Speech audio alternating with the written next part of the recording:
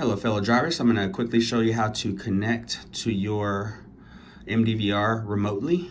Once again, you've already downloaded the CMS V6 app. Once you've downloaded that, you'll go ahead and make sure you do have this information.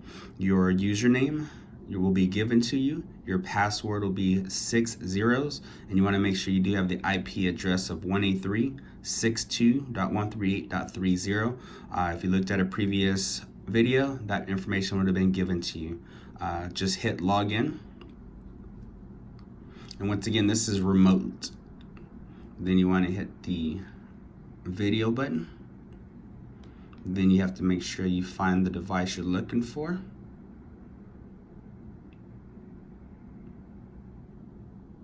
Click on that,